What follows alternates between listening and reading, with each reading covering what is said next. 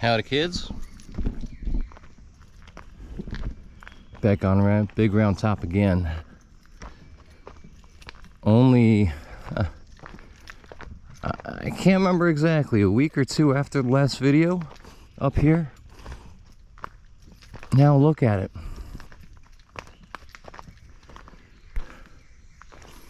We got some fog because some low-lying clouds are kissing the top of the hill. And it rained last night quite a bit, which was great. We needed it. Life needed it.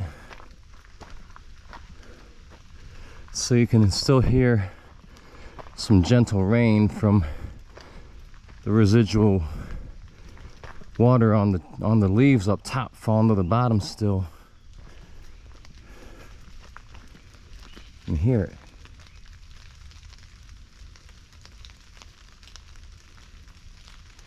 And this place is now a rainforest.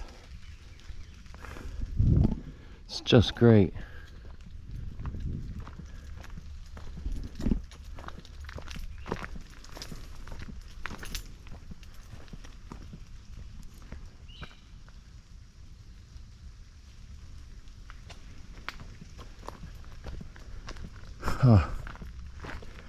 I've done so much on Plum Run, so I decided to skip it. Maybe I'll just do a real quick short down there. But those rascally beavers have built up the, I don't know which dam to call it, there are a couple. But the one that is right before the little footbridge across Plum Run by the parking lot now has a bit of water spilling over it. I'm not sure how the park would react to that. Hopefully they don't react at all. Because I was thinking to myself one day, well, depending on the year, depending on the rains, depending on the beaver population, you know, water could start spilling across the road. And it appears that it probably did last night, because right before you come up to the parking lot at Devil's Den, there's a bit of water on the other side, and by the little footbridge, you know, little old ladies couldn't travel across it. Kids probably wouldn't or shouldn't, you know, because they could slip and hit their head. I of course had no problem, but if it does continue to be an issue, I have a feeling that they may take some kind of measures.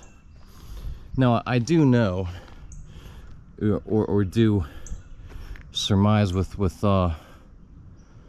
all reasoning, that the Park Service pretty much wants to let the beavers be, because while they are stewards and rangers of a national military park, they're still park rangers, and they understand and appreciate ecology and nature and how things work. I know they don't want to remove the beaver population, but I'm not exactly sure what they'll do. So yeah, I mean, you can see some bits of fog out there. Kind of hard to tell, but it is just beautiful up here.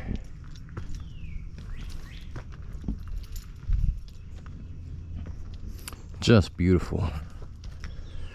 I know there's some of you who would rather I did less nature videos, especially at Gettysburg. Do more monuments and battlefields. I've done quite a lot, guys. I've done quite a few, you know. I don't know what else to say. I've covered most of the major events of the battle. Okay, you just have to rewind and go back in my reel, which I invite you to always. And if you miss something, like I said, I've covered most of it, not, you know, every nook and cranny, but I've covered most of it. And if that's not enough for you, or if you need more expert opinion, by all means, I always invite people to hop on over to the American Battlefield Trust, Addressing Gettysburg, Adams County Historical Society, Emerging Civil War, so on and so forth, and pay them a visit. You'll certainly learn more from them than you will from me. No doubt about that. Again, I try to do a bit of everything, you know. I try to do some history, some battlefield, some nature, just some, you know, general things and fun aspects about the park, you know, some tourism, some restaurants. I try to do a bit of all of it, and maybe that's not to everybody's liking, but that's how I do it. And I try to get some exercise in every day. So when I'm here, I'm hitting big round top, hitting it hard. So I've kind of slowed down, obviously, to take a little bit of video. Trust me when I tell you I'm gonna go up and down this thing a couple more times. Look, there's Monument for you. There's Monument for you.